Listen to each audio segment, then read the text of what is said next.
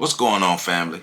I'm just here to remind you that you can get yourself a copy of my new book, On the Shoulders of Giants, Volume 4, The Caribbean, by visiting my website, www.ontheshoulders1.com, and help support me as I continue on my mission to make sure that my people have our information, even though, there are many people trying to stop us from learning our history. But hey, we can teach ourselves, and one of the tools we can use is my new book, On the Shoulders of Giants, Volume 4, The Caribbean.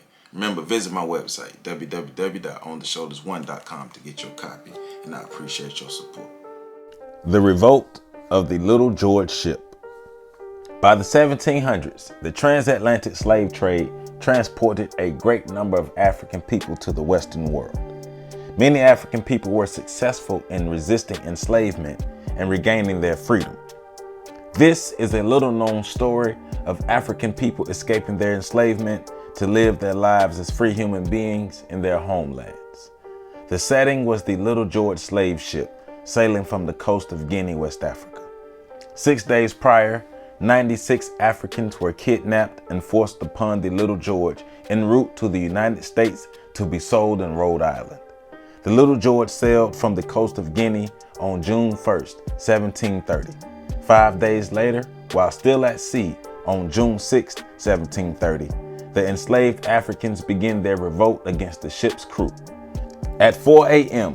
on June 6, 1730, the Africans were heavily chained to the ship, but a few of them escaped their chains, broke through the covering of the hull of the ship, and attacked the ship's watchmen before they could notify any other crew members. The enslaved Africans were captured from different tribes, but worked together to free themselves.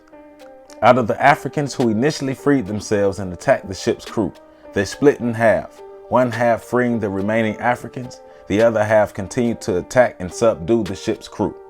The Africans were overwhelming the crew and managed to kill a great number of crew members as more Africans were freed from their chains. The ship was originally captained by George Scott, but Scott and a few crew members were captured and locked in the captain's cabin.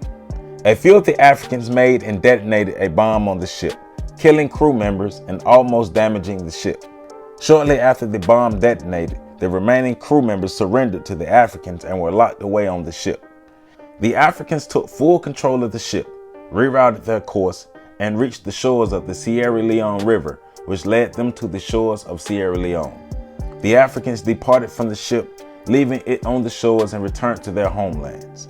Captain Scott and other crew members were able to survive the revolt, but the Africans were able to continue to live as free human beings. This is the story of the Little George Ship Revolt. To the Africans who gained their freedom by revolting, we proudly stand on your shoulders. For more information, make sure you visit my website at www.ontheshoulders1.com.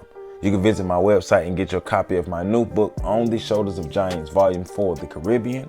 You can support me on Patreon at patreon.com/OTSOG. And you can also support me by hitting the super like button under this video. You catch the next video coming up.